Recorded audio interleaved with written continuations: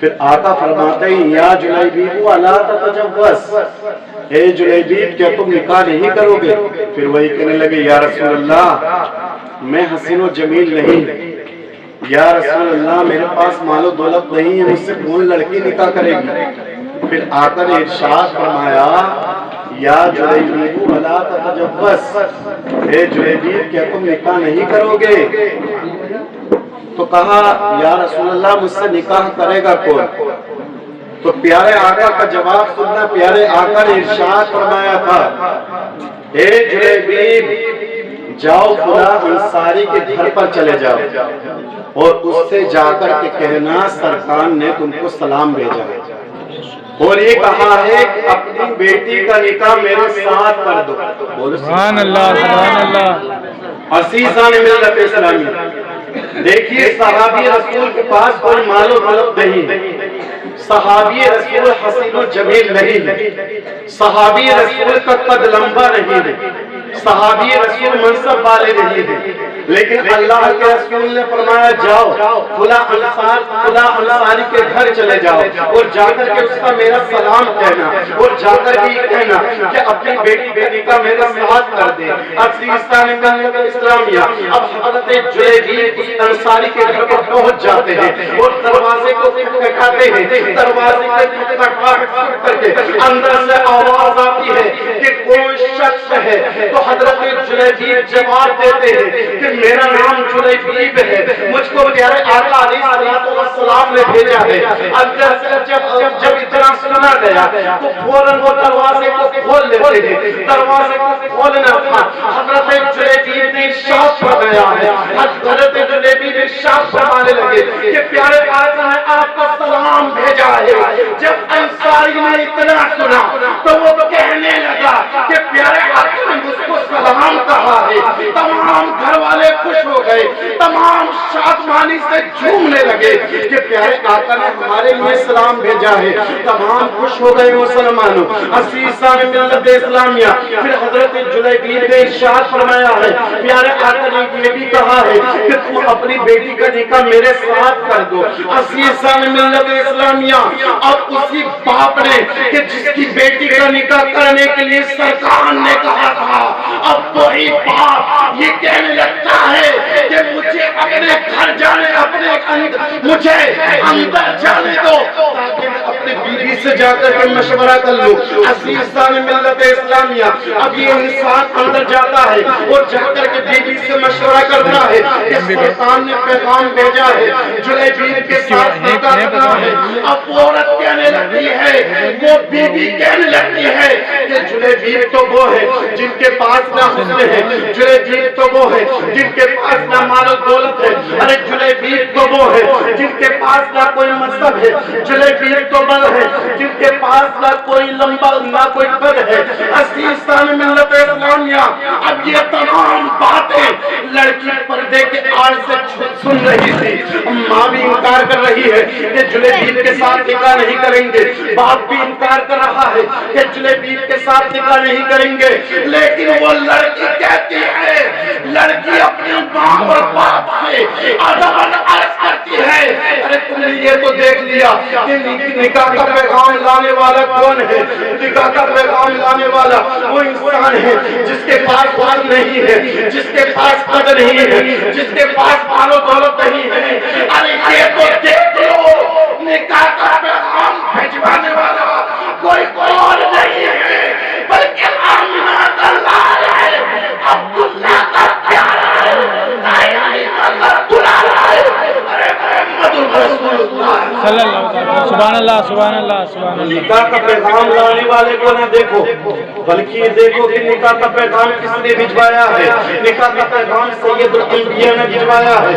عزیزان ملت اسلامیہ، جب لڑکی کے ماں باپ نے اتنا سنا، اب لڑکی کے باپ اللہ کے رسول کی بارگاہ میں حاضر ہو گئے اور عرض کرنے لگے یا رسول اللہ یہ رشتہ ہمیں منظور ہے، یا رسول اللہ یہ رشتہ ہمیں منظور ہے، یا رسول اللہ یہ رشتہ ہمیں منظور ہے، یا رسول اللہ ہماری بیٹی چاہتی ہے کہ آپ نے جس نکاح کے لیے کہا ہے، جس رشتے کے لیے کہا ہے، آپ اب میری بیٹی کا رشتہ جلیبیب سے کر دیا جائے۔ عزیزان ملت اسلامیہ، حضرت جلیبیب اور اس لڑکی کا نکاح، دونوں کا نکاح کر دیا جاتا ہے۔ اللہ کے رسول دعائیں دیتے ہیں کہ اللہ اس نکاح کے اندر برکت عطا فرمائے گا، اللہ اس نکاح کے اندر برکت عطا فرمائے گا۔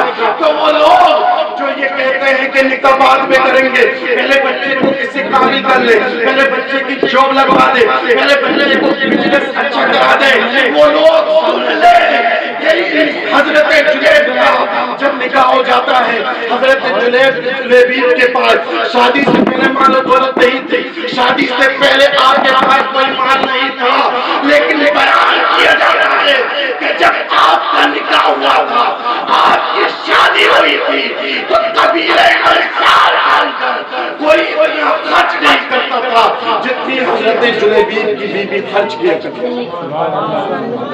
جتنا خرچ حضرت جلیبیب کی بیوی کیا کرتی تھی، اتنا خرچ کوئی نہیں کیا کرتا تھا۔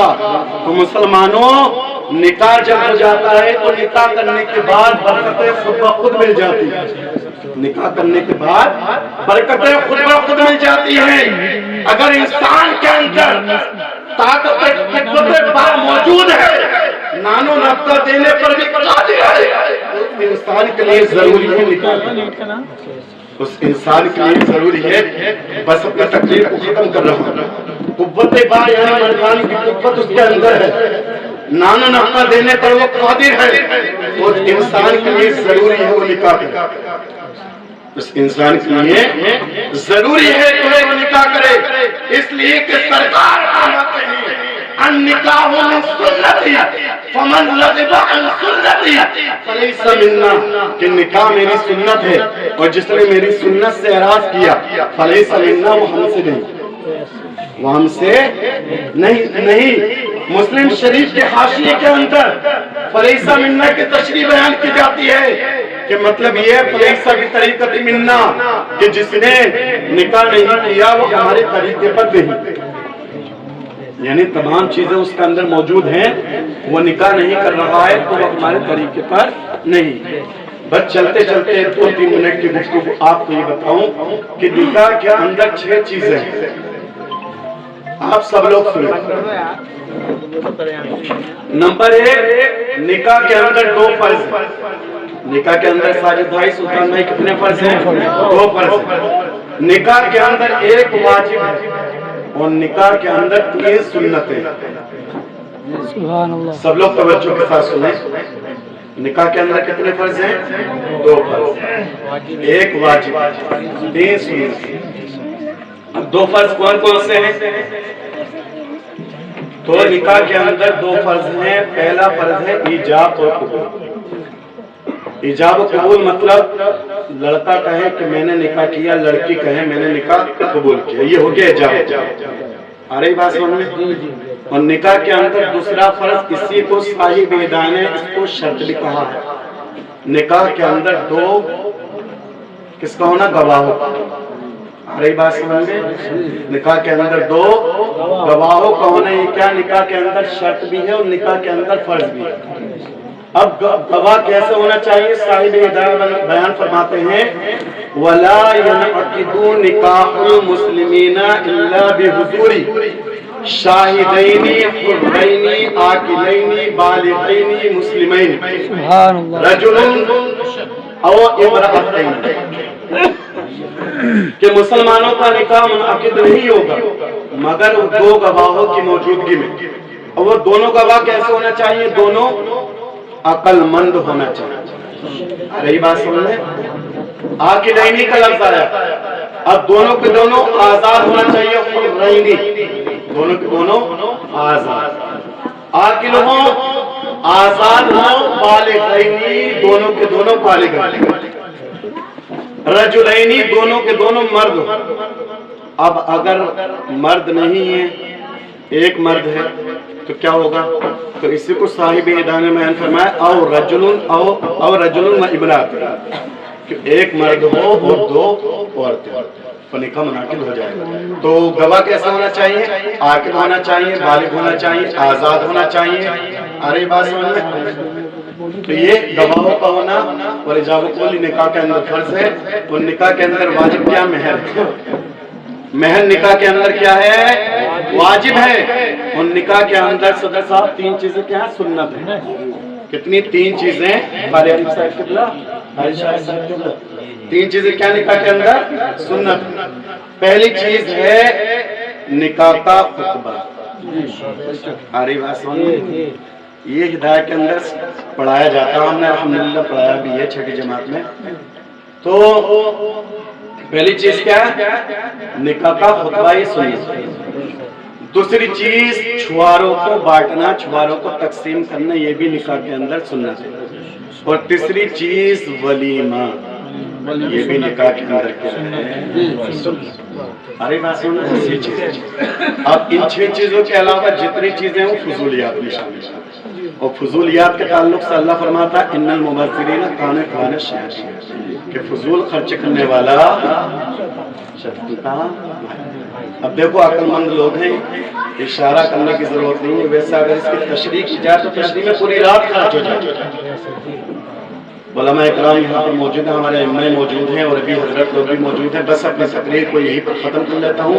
اللہ کی بارگاہ میں دعا کرتا ہوں اللہ رب العزت ہمیں اور آپ کو کہنے سے زیادہ، سننے سے زیادہ عمل کی توفیق عطا فرمائے۔ آپ سے گزارش یہی کروں گا کہ دیکھو جب کوئی بیان کیا کرے تو یہ نہ دیکھا کرو کہ سامنے والا کون ہے، یہ نہ دیکھو کہ سامنے والا کون ہے، یہ دیکھا کرو کہ سامنے والا کہہ کیا رہا ہے۔ بات کو لو، بات کو ذات کو نہ دیکھو، ذات کو دیکھ کے کامیابی نہیں ملے گی، بات کو دیکھ کے کامیابی ملے گی۔ یہ نہ دیکھو ارے یہ تو مولانا قاسم یہی رہتے ہیں، یہی گلیوں میں گھومتے ہیں، یہ دیکھو مولانا قاسم کہہ رہے ہیں، سمجھا کر کے کیا رہے ہیں، اور یہ ہمارے ائمہ کیا کہہ رہے ہیں، یہ تو ہر وقت 8ویں دن ہمیں ملتے ہیں، یہ نہ دیکھو 8ویں دن ملتے ہیں، یہ دیکھو کہ کہہ کیا رہے ہیں۔ تو ہر ایک بات پہنچانے کا طریقہ ہوتا، انداز ہوتا۔ اللہ رب العزت کی بارگاہ میں دعا، اللہ رب العزت ہمیں کہنے سے زیادہ، سننے سے زیادہ عمل کی توفیق عطا فرمائے۔ اللہ تعالیٰ شاہد بھائی کے جلسے کو کامیاب فرمائے۔ ایک مرتبہ میں یہ پڑھ لے لا الہ الا اللہ رسول اللہ۔ ہم نے تو چراغ عشق جلا کر رکھ دیا، جس کی سمجھ میں آئے وہ پائے روشنی، اے رضا کام طے کو دے، دل کو دی آرام، کوئی جائے گا۔ السلام علیکم۔